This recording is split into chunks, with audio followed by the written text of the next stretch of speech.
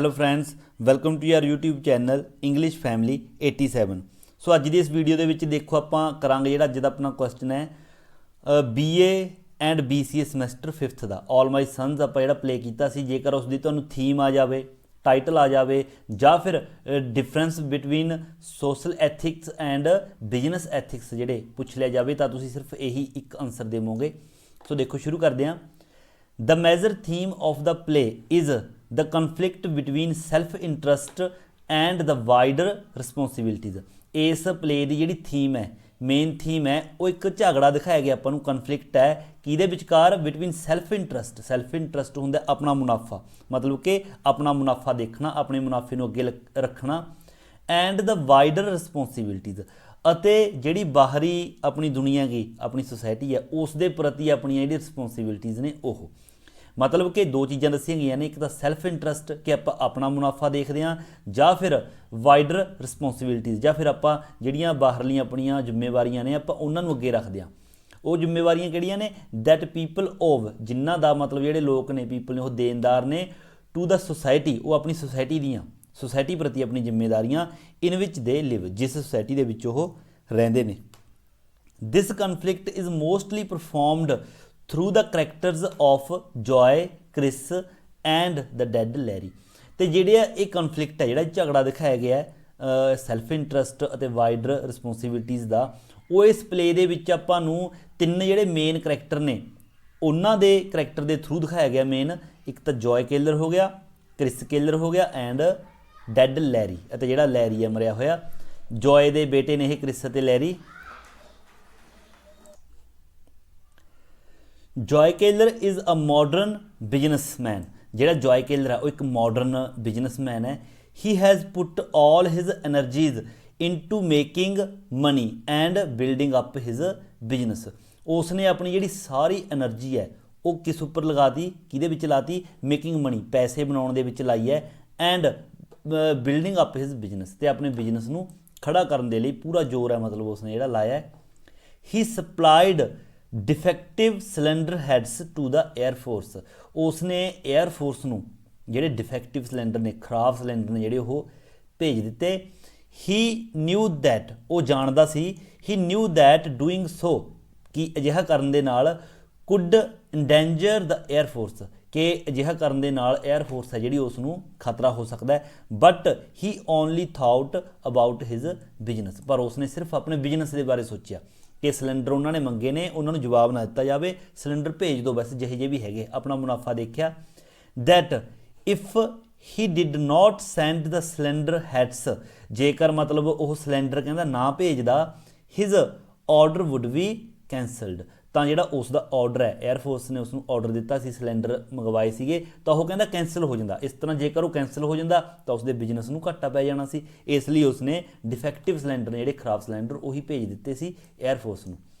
So he gave instruction to his business partner, तो इसलिए कहता उसने इंस्ट्रक्शन दी, आदेश दिता अपने बिजनेस पार्टनर नूं, स्टीव डीवर नूं, to repair the old cylinder and supply them. कहता जिहड़े ओल्ड सिलेंडर ने, जिहड़े पुराने सिलेंडर ने उन्होंने ही रिपेयर करा के उन्होंने जिहड़ी सप्लाई है मतलब उन्होंने एयरफोर्स नूं कर दी जाए। जॉय केलर ने हुक्म दिता सी स्टीव डीवर नूं।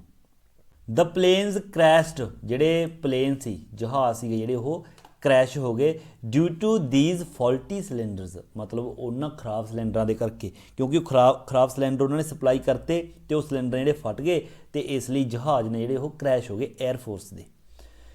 Joy and Steve were arrested, Joe अते स्टीव है जिहड़ा दोनों नूं अरेस्ट कर लिता गया, एंड प्रोस्टिक्यूटेड तो उन्होंने उपर मुकदमा चलाया गया भी तुसीं खराब सिलेंडर ने जिहड़े वो भेजे।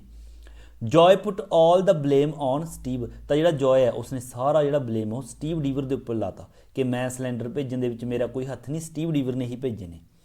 Steve was sent to jail and Joe was released, Steve नूं जेल दे विच भेज दिता गया तो जॉय जिहड़ा उसनूं छड्ड दिता गया। Steve had no proof in his favour, मतलब स्टीव दे कोल अपने बचाव के लिए कोई भी जिहड़ा प्रूफ है वो नहीं सी। So Steve was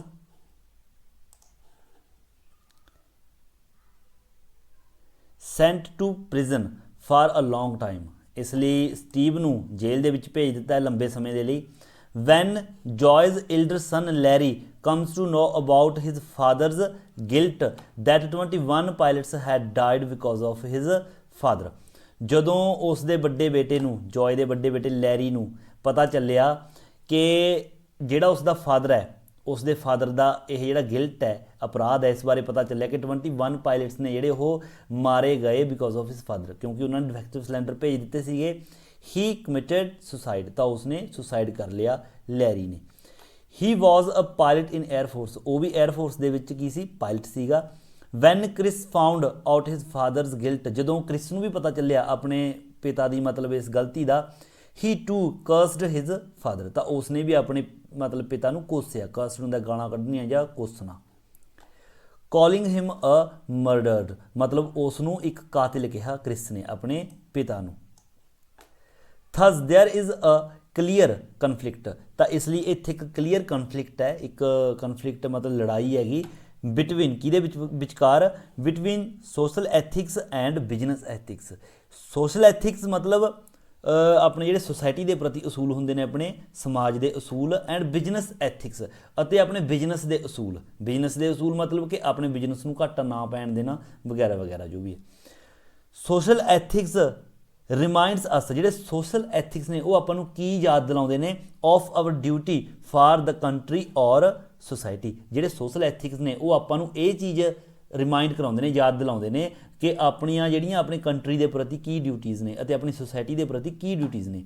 business ethics teaches us to be selfish, ਜਿਹੜੇ ਬਿਜ਼ਨਸ ਐਥਿਕਸ ਨੇ ਉਹ ਆਪਾਂ ਨੂੰ ਸੈਲਫਿਸ਼ ਬਣਾਉਂਦੇ ਨੇ, ਉਹ ਆਪਾਂ ਨੂੰ ਮਤਲਬ ਪੈਸਾ ਕਿਸ ਤਰ੍ਹਾਂ ਕਮਾਉਣਾ ਹੈ, ਚੰਗੇ ਜਾਂ ਬੁਰੇ ਤਰੀਕੇ ਦੋਨਾਂ ਦੇ ਨਾਲ, ਇਹ ਚੀਜ਼ ਹੈ ਜਿਹੜੀ ਉਹ ਆਪਾਂ ਨੂੰ ਸਿਖਾਉਂਦੇ ਨੇ ਬਿਜ਼ਨਸ ਐਥਿਕਸ ਨੇ ਜਿਹੜੇ।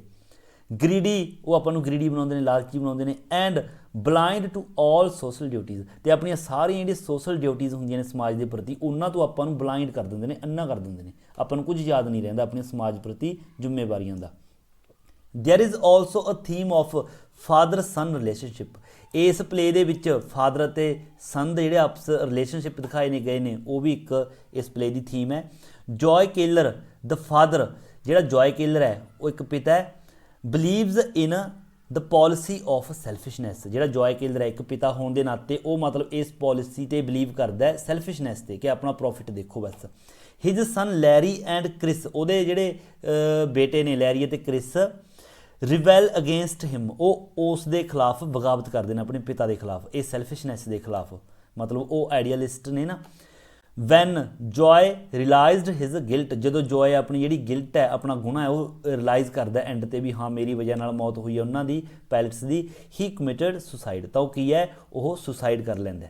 ਜੋਇਜ਼ ਸੁਸਾਈਡ ਸੋਲਵ ਮੈਨੀ ਪ੍ਰੋਬਲਮਸ, ਜਿਹੜੇ ਜੋਏ ਦੀ ਸੁਸਾਈਡ ਹੈ ਨਾ, ਸੋਲਵਜ਼ ਮੈਨੀ ਪ੍ਰੋਬਲਮਸ, ਉਹ ਬਹੁਤ ਸਾਰੀਆਂ ਪ੍ਰੋਬਲਮਸ ਨੂੰ ਸੋਲਵ ਕਰਦੀ ਹੈ। But the author also says that in today's society pure idealism is not possible, ਪਰ ਰਾਈਟਰ ਇਹ ਵੀ ਦੱਸਦਾ ਕਿ ਅੱਜ ਕੱਲ੍ਹ ਦੀ ਟੂਡੇਜ਼ ਜਿਹੜੀ ਆਪਣੀ ਸੁਸਾਇਟੀ ਹੈ, ਇਸ ਦੇ ਵਿੱਚ ਬਿਲਕੁਲ ਪਿਓਰ ਆਈਡੀਅਲਿਸਟ ਹੈ ਜਿਹੜਾ ਹੋਣਾ, ਆਦਰਸ਼ਵਾਦ ਹੋਣਾ, ਉਹ ਪੋਸੀਬਲ ਨਹੀਂ ਹੈਗਾ। Young people have to sacrifice a lot bit, young people have to sacrifice a little bit of their idealism, ਜਿਹੜੇ ਯੰਗ ਪੀਪਲ ਨੇ ਉਹਨਾਂ ਨੂੰ ਮਤਲਬ ਆਪਣੇ ਆਈਡੀਅਲਿਜ਼ਮ ਦੇ ਨਾਲ ਥੋੜ੍ਹਾ ਬਹੁਤਾ ਜਿਹੜਾ ਸੈਕਰੀਫਾਈ ਹੈ ਉਹ ਕਰਨਾ ਪੈਂਦਾ। ਦ ਟਾਈਟਲ ਇਜ਼ ਸੁਜੈਸਟਿਵ, ਜਿਹੜਾ ਟਾਈਟਲ ਹੈ ਇਸ ਪਲੇ ਦਾ ਉਹ ਬਿਲਕੁਲ ਸੁਜੈਸਟਿਵ ਹੈ। The title and the theme seems to suggest that we should consider the world our family, ਜਿਹੜਾ ਆਪਣਾ ਇਸ ਦਾ ਟਾਈਟਲ ਹੈ ਅਤੇ ਇਸ ਦੀ ਥੀਮ ਹੈ ਉਹ ਆਪਾਂ ਨੂੰ ਸੁਜੈਸਟ ਕਰਦੀ ਹੈ that we should consider, consider ਹੁੰਦਾ ਸਮਝਣਾ, we should consider the world, ਵੀ ਸਾਰੀ ਦੁਨੀਆ ਨੂੰ ਔਰ ਫੈਮਿਲੀ, ਆਪਣੀ ਫੈਮਿਲੀ ਸਮਝਣਾ ਚਾਹੀਦਾ। ਆਪਾਂ ਨੂੰ ਇਹ ਨਹੀਂ ਹੈ ਕਿ ਆਪਣੇ ਪ੍ਰੋਫਿਟ ਦੇ ਲਈ ਦੂਜਿਆਂ ਦਾ ਨੁਕਸਾਨ ਕਰਨਾ ਚਾਹੀਦਾ। The title of the play is very appropriate, ਜਿਹੜਾ ਇਸ ਪਲੇ ਦਾ ਟਾਈਟਲ ਹੈ ਉਹ ਬਹੁਤ ਜ਼ਿਆਦਾ ਹੀ ਢੁਕਵਾਂ ਹੈ, ਮਤਲਬ ਐਪਰੋਪਰੀਏਟ ਮਤਲਬ ਢੁਕਵਾਂ ਹੋਣਾ। ਢੁਕਵਾਂ ਕਿੱਦਾਂ, ਜਿੱਦਾਂ ਕਿ ਇਸ ਪਲੇ ਦਾ ਟਾਈਟਲ ਹੈ ਆਲ ਮਾਈ ਸਨਜ਼, ਤਾਂ ਜਿਹੜਾ ਜੋਏ ਕਿਲਰ ਹੈ ਉਸਨੇ ਸਾਰੇ ਜਿਹੜੇ 21 ਪਾਇਲਟਸ ਨੇ ਮਰੇ ਨੇ ਉਹਨਾਂ ਦੀ ਮਤਲਬ ਕੋਈ ਪਰਵਾਹ ਨਹੀਂ ਕੀਤੀ, ਆਪਣਾ ਬਿਜ਼ਨਸ ਦੇਖਿਆ ਅਤੇ ਡਿਫੈਕਟਿਵ ਸਿਲੰਡਰ ਨੇ ਜਿਹੜੇ ਭੇਜਤੇ ਜਿਸ ਕਾਰਨ ਉਹਨਾਂ ਦੀ ਮੌਤ ਹੋ ਗਈ, ਉਸਨੇ ਸਿਰਫ ਆਪਣਾ ਦੇਖਿਆ। ਪਰ ਜਦੋਂ ਬਾਅਦ ਦੇ ਵਿੱਚ ਉਸ ਨੂੰ ਰਿਅਲਾਈਜ਼ ਹੁੰਦਾ ਐਂਡ ਦੇ ਵਿੱਚ, ਤਾਂ ਉਹ ਕੀ ਹੈ, ਉਹ ਸੋਚਦਾ ਕਿ ਹਾਂ ਜਿਹੜੇ ਉਹ 21 ਪਾਇਲਟਸ ਮਰੇ ਨੇ ਉਹ ਵੀ ਮੇਰੇ ਬੇਟੇ ਸੀਗੇ, ਆਲ ਮਾਈ ਸਨਜ਼, ਇਸ ਲਈ ਉਹ ਸੁਸਾਈਡ ਹੈ ਜਿਹੜੀ ਉਹ ਕਰ ਲੈਂਦਾ। इसलिए टाइटल है जिहड़ा वो बिल्कुल ढुकम है। सो ये सी थीम टाइटल, जो कुछ भी कॉमन क्वेश्चन है तुहानूं आ जाए ऑल माई सन्स दा। सो जेकर चंगा लग्या है तो वीडियो नूं लाइक शेयर ते कमेंट जरूर करो, और जेकर चैनल उपर नवे हो तो चैनल नूं सबसक्राइब करना बिल्कुल ना भुल्लिओ। सो मिलदे हां अगली वीडियो लैके, उदों तक दिओ इजाजत। Thank you so much.